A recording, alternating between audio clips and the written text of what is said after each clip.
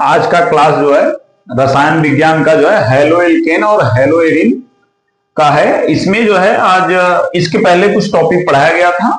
आज जो है जो टॉपिक पढ़ाया जाएगा वो है डाई हैलाइड का प्रकार।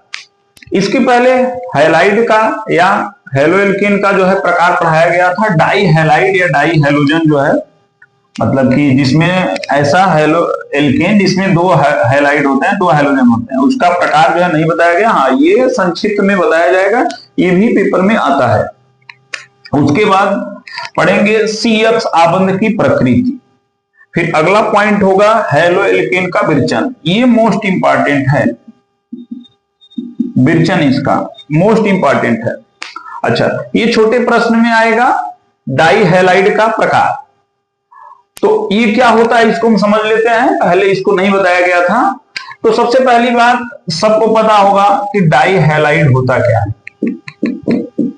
डाई हैलाइड, जैसे इसके पहले हेलोएल्केन का हम लोग प्रकार पढ़े थे, जिसमें पढ़ाया गया था मोनो हेलोएल्केन, डाई हेलोएल्केन। तो जो डाई वाला है, डाई हेलोएल्केन जो है उसी को जो है डाई एल्किल हैलाइड यहां हम बोल सकते हैं। डाई हैलाइड का मतलब यहां पर डाई हैलाइड का मतलब कि डाई एल्किल हैलाइड।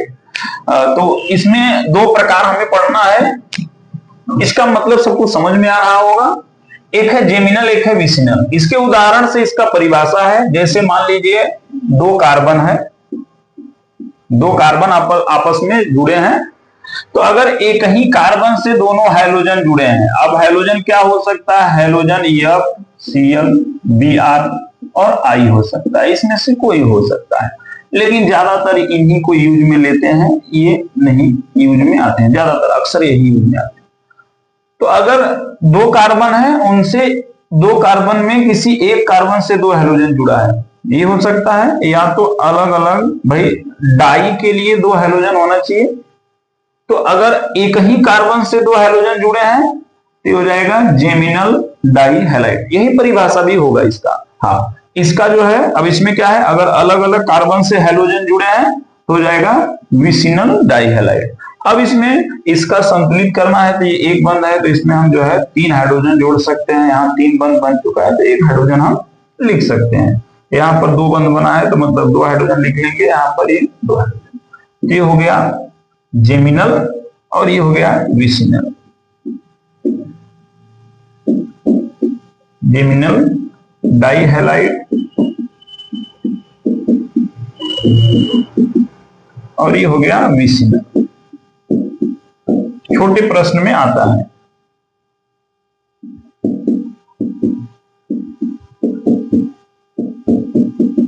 जो भी छात्र इस चैप्टर को पढ़ चुके हैं वो रिवीजन के लिए डबल स्पीड में देख सकते हैं, और जो नहीं पढ़े हैं तो आराम से बिना स्किप किए नॉर्मल स्पीड में देखिए, अन्यथा समझ में नहीं आएगा।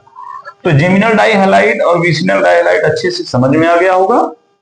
जेमिनल डाई हैलाइड क्या है कि ऐसा डाई हैलाइड जिसमें दोनों हैलोजन, भाई डाई का मतलब दो हैलोजन होंगे, तो परिभाषा इसका ये है जेमिनल का कि ऐसा डाई हैलाइड जिसमें दोनों हैलोजन एक ही कार्बन परमाणु से जुड़े होते हैं, उसे जेमिनल डाई हैलाइड कहते हैं, या इसका शार्ट में नाम है जेम। जेम और कहते ये हो गया। ऐसे इसमें क्या बताएंगे कि ऐसा डाई हैलाइड, भाई ये विसिनल का परिभाषा बताएंगे कि ऐसा डाई हैलाइड जिसमें दोनों हैलोजन परमाणु अलग अलग कार्बन से जुड़े होते हैं, उसे हम विसिनल डाई हैलाइड कहते हैं, और इसको विसिनल को विस भी कहते हैं। तो ये हो गया डाई हैलाइड का प्रकार, बहुत ही इजी है। डाई हैलाइड का मतलब यहां पर यह है कि दो हैलोजन होंगे और ये दो प्रकार, और ये ऐसे हो जाएगा इसमें। बाकी पीडीएफ में पढ़ेंगे तो ये अच्छे से समझ में आ जाएगा, बहुत डिफिकल्ट नहीं है।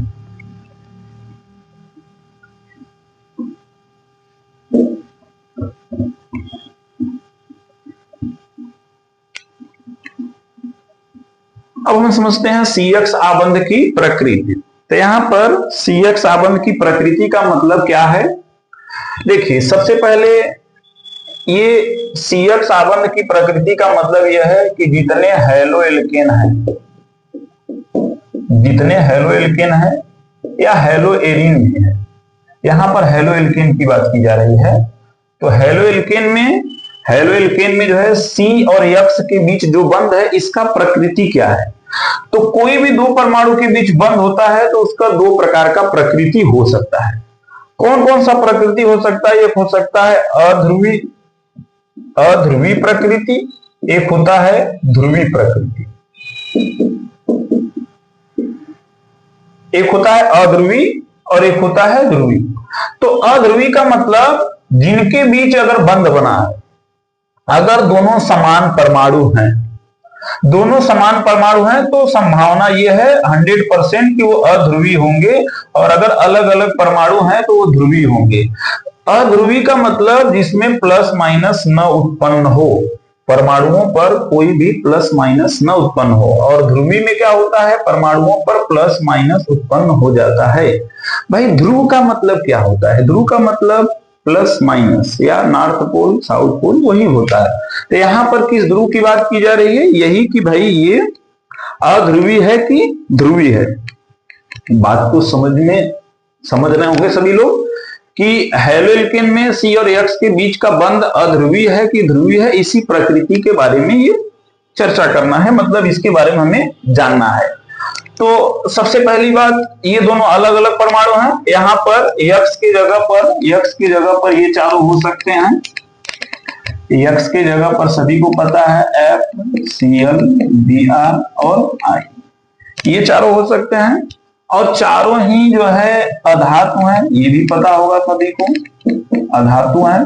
और अगर अधातु हैं तो इनके पास इलेक्ट्रॉन आकर्षित करने की क्षमता होगी। इलेक्ट्रॉन को क्या करेंगे? ये इलेक्ट्रॉन को आकर्षित करेंगे।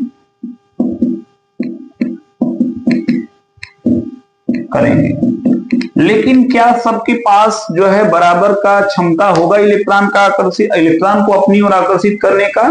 ऐसा नहीं है। जो प्रबल रूप से आकर्षित करेंगे वो प्रबल विद्युत ऋणात्मकता एक शब्द होता है, उसको समझेंगे तब ये समझ में आएगा, और नहीं भी समझेंगे तब भी समझ में आएगा, ऐसा नहीं है। तो हम इस पर अब पहुंचते हैं। यहां पर एक बात याद रखिए कि बहुत ज्यादा न समझ करके केवल इतना समझिए कि ये सब अधातु हैं और अधातु के पास होता है गुण इलेक्ट्रॉन को आकर्षित करने का या ग्रहण करने का कैपेसिटी होता है। और इसमें जो कार्बन और हाइड्रोजन के बीच बंध है, देखिए कार्बन और हाइड्रोजन के बीच बंध हेलोएल्केन में होता है, और कार्बन का 3 बंध खाली भी रहता है, इसको भी ध्यान में रखना है। तो होता क्या है कि इसको आप याद रखिए कि सबसे प्रबल रूप से आकर्षित करते हैं इलेक्ट्रॉन को FON, सबसे भयंकर रूप से यही तीनों आकर्षित करते हैं। इनके नीचे है Cl, Br, I, और बाकी सब इनसे कम ही है। मतलब अगर इलेक्ट्रॉन को अपनी तरफ आकर्षित करने की बात होगी, खींचने की बात होगी, तो उसमें सबसे तेज आकर्षित करेगा फ्लोरीन, इससे कम ऑक्सीजन, इससे कम नाइट्रोजन। तो ये सब बहुत भयंकर तरीके से इलेक्ट्रॉन को अपनी तरफ खींचते हैं, आकर्षित करते हैं। तो इसमें कार्बन तो है नहीं, इसको आप याद रखेंगे, फोन और इस Cl, Br, I याद रखेंगे। तो हमारा कहने का मतलब यह है कि अगर बात किया जाएगा कि हेलोजन और कार्बन में यहां पर बंध में 2 इलेक्ट्रॉन है। कैसे 2 इलेक्ट्रॉन है? किसी भी बंध में 2 इलेक्ट्रॉन होते हैं, वो जिनके बीच बना होता है उन्हीं परमाणुओं का इलेक्ट्रॉन होता है। एक कार्बन का इलेक्ट्रॉन इसमें लगा होगा बंध में, एक हेलोजन का। तो अगर ये बीच में रहेगा तो किसी पर प्लस माइनस नहीं आएगा। लेकिन अगर ये दोनों इलेक्ट्रॉन जो इनमें प्रबल आकर्षित करने का क्षमता रखता है उसकी तरफ चले जाएंगे, और जिसकी तरफ इलेक्ट्रॉन जाएंगे उस पर माइनस आ जाएगा, और जिससे दूर जाएंगे उसके ऊपर प्लस आ जाएगा। तो होता क्या है, ये दोनों इलेक्ट्रॉन, ये प्रबल है आकर्षित करने में और ये दुर्बल है। दोनों इलेक्ट्रॉन क्या होते हैं, इसके तरफ थोड़ा सा शिफ्ट हो जाते हैं, पूरा नहीं जाते हैं, थोड़ा सा। तो थोड़ा सा जाते हैं, इस पर आ जाता है डेल माइनस, इस पर आ जाता है डेल माइनस, और इस पर आ जाता है डेल प्लस। तो इसका मतलब यहां पर ये पता चलता है कि यहां पर जो C और X के बीच का बंध है ये ध्रुवी प्रकृति का है। बस इतना ही बताना है। मतलब मेन मुद्दा यह है हेडिंग का कि C और X के बीच का जो आबंध का प्रकृति है वो कैसा है। तो यहां पर प्रकृति बस इतना है कि ये ध्रुवी प्रकृति का है।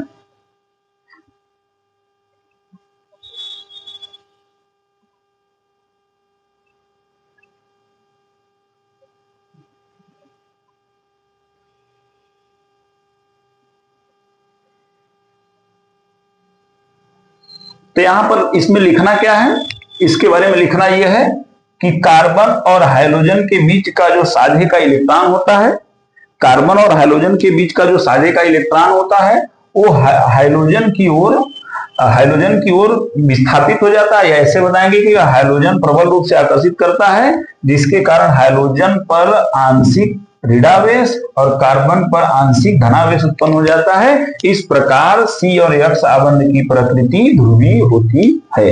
बाकी इसको आप पढ़ेंगे अच्छे से समझ में आएगा।